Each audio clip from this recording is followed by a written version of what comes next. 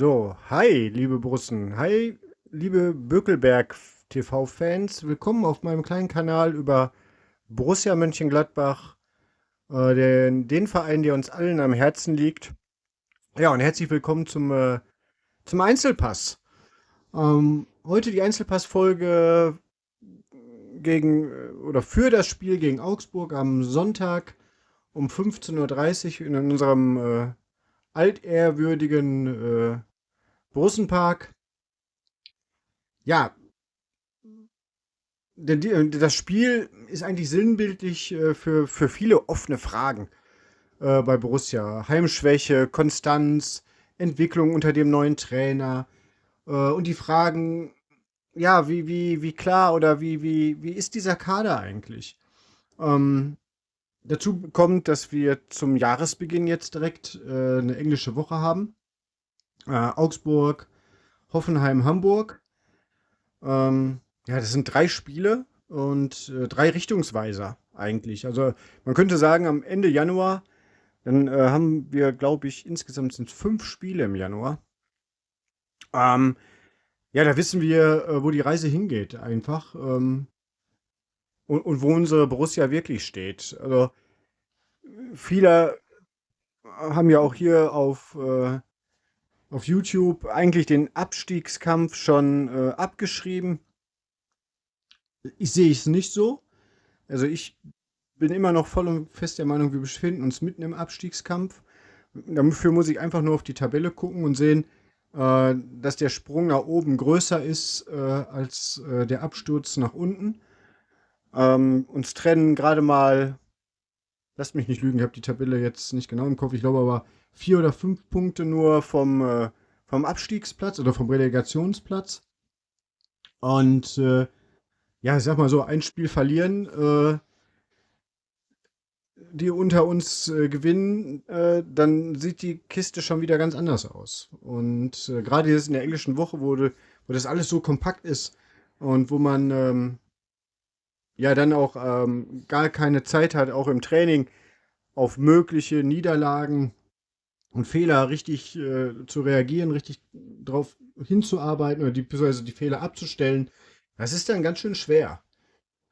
Hm, ja, Eugen Polanski hat in der Pressekonferenz vor dem Spiel klare Worte gefunden, die ich auch so unterstreiche, dass es keine Ausreden mehr geben darf, keine Belastungsklagen und solche Geschichten, weil wir tanzen nicht auf 3 Hochzeiten oder auf 2 und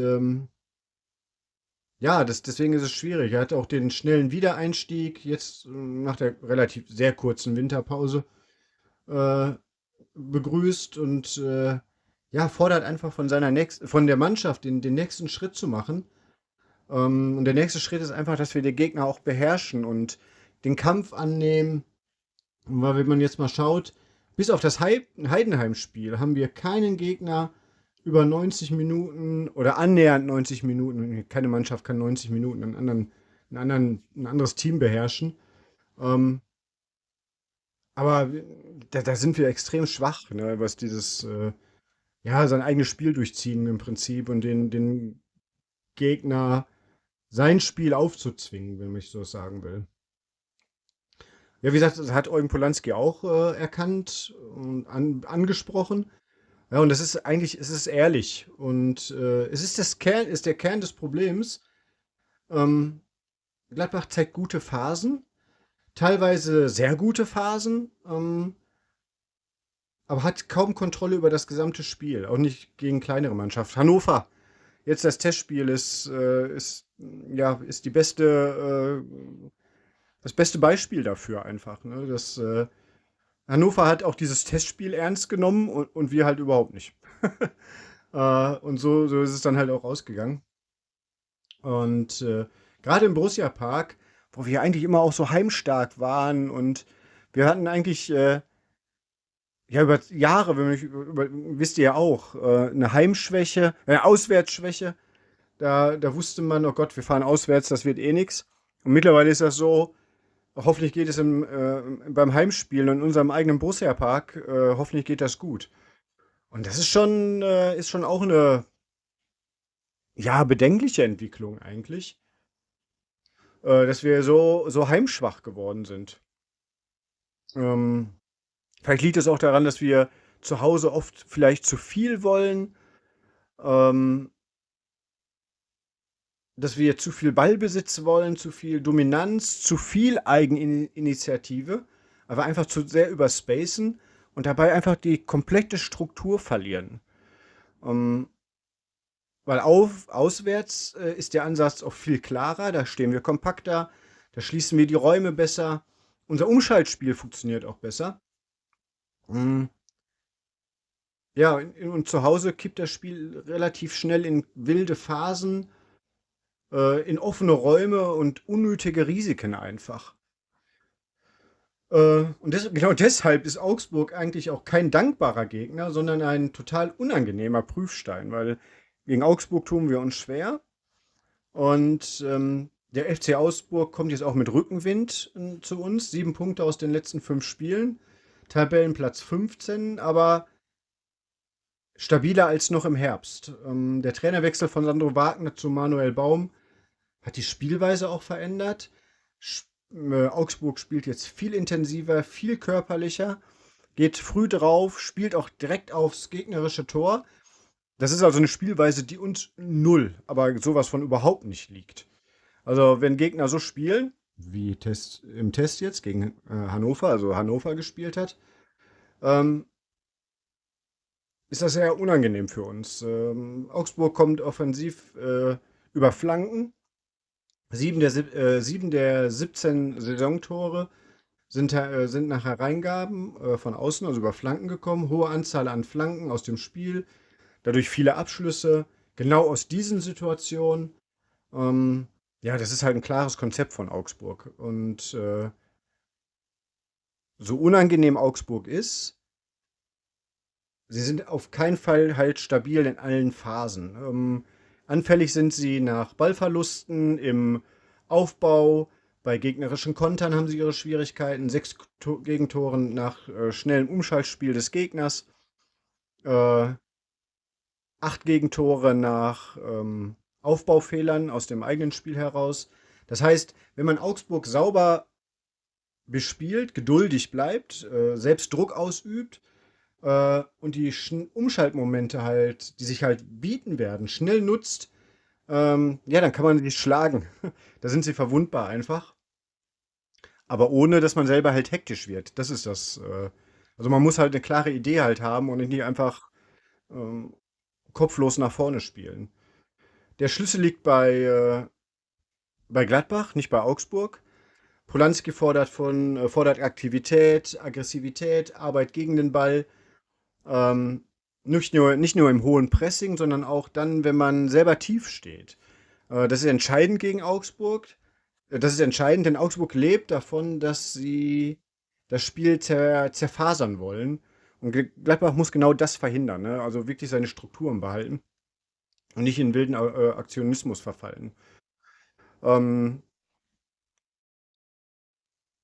ja, meine Aufstellung gegen Augsburg wäre ja im 3-4-3-System. Ich finde, das liegt uns am besten. Bringt auch unsere Offensivkräfte besser in Geltung quasi. Also ich blende es hier einfach mal ein. Moritz Nicolas ist für mich ganz klar im Tor. Dann würde ich, das überrascht viele, vielleicht auch nicht so viele, vielleicht denken auch viele genauso, wenn man sich mal Spiele von ihm anguckt und auch das Testspiel hat das eigentlich gezeigt, dann würde ich unseren Neuzugang Takai hinten rechts in die Dreier-Abwehrkette stellen. Der Junge ist einfach robust, zweikampfstark, ähm, hat auch einen guten Spielaufbau, kann wunderbar grätschen. Also, wenn man sich das mal anschaut, ist wunderbar. Also, das will ich sehen. Und damit einfach mit dieser Spielweise von Takai, kann der echt zum Publikumsliebling werden. Und wenn der wirklich so einschlägt, wie ich das hoffe und wie ich das glaube, dann haben wir da im Sommer echt die Möglichkeit, ein Schnäppchen zu schlagen. Man munkelt hier irgendwie so um die 5,8, sagen wir mal 6 Millionen Euro ist die Kaufoption.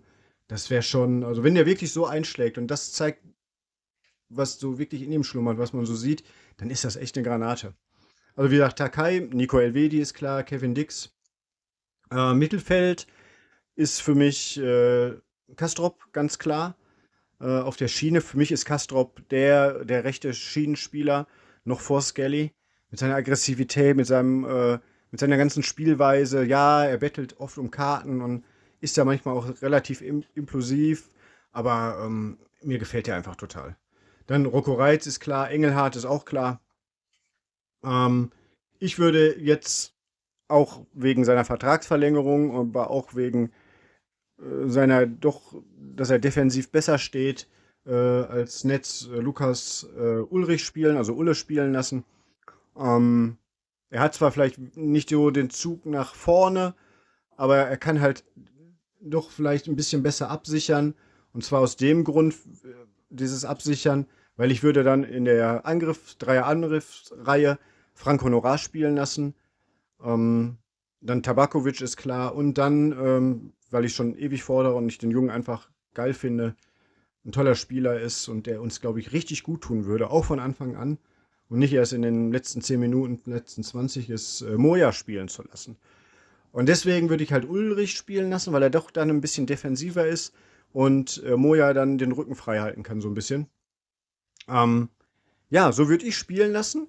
Könnt ihr mir ja gerne mal in die Kommentare schreiben, wie ihr das seht. Auch ja, zu der Spielweise, zu unserer Entwicklung, das, was auch unser Coach gefordert hat, diesen besagten nächsten Schritt, ob er das der Mannschaft wirklich zutraut.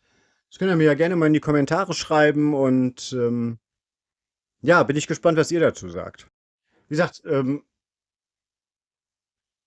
defensiv, also mit den drei Innenverteidigern bist du, und gerade weil sie ja Kanten sind, einfach auch von ihrer Körpergröße her, bist du bei Flanken viel besser abgesichert. Elvedi ist dann der Organisator, Dix robust in Zweikämpfen und Takai halt wirklich aggressiv im Herausrücken. Mm, Und dadurch, weil Augsburg halt so flankenstark ist, brauchen wir da halt einfach auch diese Leute, die da einfach auch mal einen Kopfball gut verteidigen können. Zusätzlich ist Takai durch seine Körpergröße natürlich auch eine Waffe, wenn wir einen Eckball zum Beispiel bekommen und er vorm gegnerischen Tor auftaucht. Reitz, Engelhardt, wie gesagt, stehen für Laufarbeit, Gegenpressing, Ordnung und Kastrop und Ulrich habe ich ja auch schon was zu gesagt. Und wie gesagt, Moja ist für mich der X-Faktor. Einfach dieser Unterschiedsspieler, der auch mal gegen die gegnerischen Abwehrspieler auf sich zieht und dadurch halt auch Lücken reißen kann. Ja, Augsburg, wie gesagt, ist der Startschuss in die englische Woche. Verlierst du hier, also wenn wir jetzt zu Hause verlieren würden, was ich nicht glaube, ich gehe von einem 2:1 Sieg aus, dann ist Hoffenheim direkt ein Druckspiel. Und wenn du gewinnst, dann gehst du halt stabil und mit einem richtigen Energieschub in diese englische Woche. Und kann, diese englische Woche kann auch die entscheidende Woche quasi für uns sein im Abstiegskampf. Ähm, Wie gesagt, es ist wichtig, dass Gladbach jetzt den nächsten Schritt macht und wir da einfach, ja, jetzt einfach zeigen, wer da Herr im Haus ist und wer zu Hause das Sagen hat bei uns und dass wir da wirklich eine nochmal bessere Spielweise sehen und nicht den Kopf hängen lassen und uns da wieder in den ersten 10 Minuten dann ein Gegentor einfangen und dann hinterherlaufen, dann wissen wir alle, wie die Nummer ausgeht. Und direkt zeigen, direkt draufgehen, den Gegner beschäftigen und die eigene Schnelligkeit und so weiter einbringen und den Gegner einfach nicht ins Spiel kommen lassen. Das ist ja, was ich fordere und was ich einfach sehen will, einfach. Und ihr wahrscheinlich auch. Ja, parallel zu dem Tagesgeschäft sozusagen ploppt ja immer wieder überall auf, dass wir uns im Tor da irgendwie neu aufstellen wollen. Und da ist die Frage, braucht Gladbach einen neuen Torwart im Sommer? Im Augenblick ist da kein zwingender Bedarf. Nikolas spielt eine starke Saison, stabil, konstant, ein bisschen schlechter als vor seiner Verletzung, das muss man sagen. Aber die Frage ist also keine sportliche Frage, sondern eher so, ja, was was will Nicolas langfristig? Welche Rolle spielt Cardoso? Was passiert mit Omlin? Also Omlin will man natürlich abgeben, was aus bekannten Gründen nicht so einfach ist. Und ich habe gesagt, kursieren dann immer wieder Namen wie Ernst von Berlin oder jetzt Kerksen, unser ehemaliger U23-Torwart aus Bielefeld. Die kursieren bei uns, weil weil Nikolas einfach, und davon gehe ich auch aus, da ist, was ich so höre, auch was dran, dass er einfach im Sommer seinen nächsten Schritt gehen will, seinen letzten Schritt sozusagen, weil ja, Torleute können länger spielen als Feldspieler, das ist klar, aber ja, er rutscht immer wieder durch seine Leistungen auch in die Nähe der Nationalmannschaft. Aber sein großes Manko ist einfach, dass Gladbach jetzt und auch wahrscheinlich in der nächsten Zeit, in der nächsten Saison oder noch der Saison danach, ähm, ja, international einfach nicht großartig vertreten sein wird. Und das ist sein großer Minuspunkt gegenüber anderen, dass er sich international da nicht bewähren kann. Und das ist halt, sieht er halt so ein bisschen als, ja, als Minuspunkt, wie gesagt. Und das nächste ist, da kann man auch kein Böse sein, weil auch da das große Geld zu verdienen ist einmal und einmal einfach das Standing dann doch mal ein ganz anderes ist und der Fußball ein ganz anderer ist, dass er nach England gehen kann. Und wie gesagt, Aston Villa ist da anscheinend ganz groß dran. Und ja, wie gesagt, man kann es dem Jungen auch nicht verübeln, finde ich. Und wenn er dann gehen sollte, dann ist halt die Frage, ob wir uns da einen Torwart von außen neu aufstellen müssen, da auch jetzt wieder dann Geld für ausgeben müssten. Oder ob man sagt, wir haben eigene Torleute, die gut genug sind. Ne? Olszewski kommt zurück. Wir haben Cardoso. Den traue ich beide zu, auch die zukünftige Nummer eins zu werden. Da würde ich mich jetzt noch gar nicht mal festlegen, wenn Nikolas gehen würde, wer von beiden da unser Torwart dann wird in der nächsten Saison.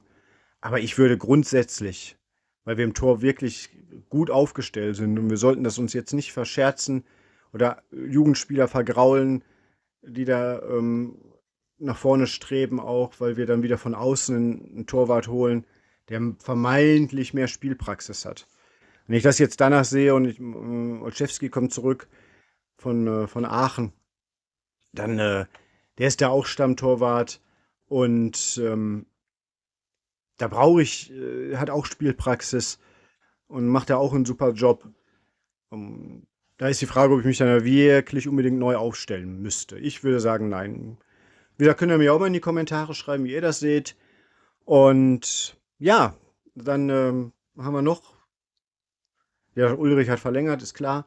Netz wird jetzt angeblich auch von Tottenham beobachtet. Ähm, aber ich glaube, da ist offiziell immer noch nicht viel dran. Und auch das Gerücht dann aus Tottenham war erst nur ein Gerücht. Dann hat man auf irgendeiner Homepage, ja, man will jetzt da seine Bemühungen verstärken. Ähm, aber das ist hätte, wäre, wenn. Und ich sehe es das noch nicht. Ich sehe das eher so, dass er seinen Vertrag bei uns aussitzt und weil er auch bei uns ein gutes Geld verdient und dass er dann im Sommer seine Optionen vielleicht nochmal neu abwägt. Weil Winterwechsel ist immer so das eine, dann wird man vielleicht irgendwo als Notnagel geholt. Trainer wechseln dann im Laufe der Saison vielleicht doch nochmal. Und dann steht man auf einmal wieder auf dem Abstellgleis und ja, ich weiß nicht. Ich glaube einfach, dass da nicht viel dran ist. Und was ich so gehört habe, wie gesagt, ist, dass er im Sommer ablösefrei wechseln will, aber er und auch sein Berater ein relativ gutes Handgeld einstecken können.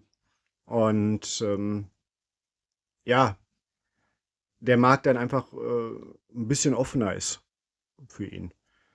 Als jetzt im Winter, wie gesagt, nach Tottenham. Wenn da was dran ist, dann wäre es natürlich geil, weil da bei Tottenham wahrscheinlich vielleicht auch die eine andere Million mehr rauszuleiern ist.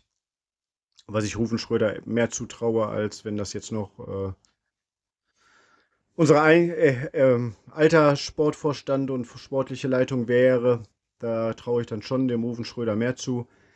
Und ich wäre natürlich auch froh, wenn er jetzt im Winter wechseln würde. Aber wie gesagt, ich glaube es nicht. Könnt ihr mir ja auch mal in die Kommentare schreiben. Und ansonsten wünsche ich euch am Sonntag ein tolles Heimspiel. Alle, die ins Stadion fahren, fahrt vorsichtig. Das Wetter ist mehr als bescheiden. Fahrt früh los. Gladbach hat schon gesagt, dass es da ums Stadion rum am Sonntag ein Verkehrschaos geben wird. Rät also zur frühen Anreise. Passt auf euch auf. Denkt immer dran, dass Fußball nur ein Spiel ist.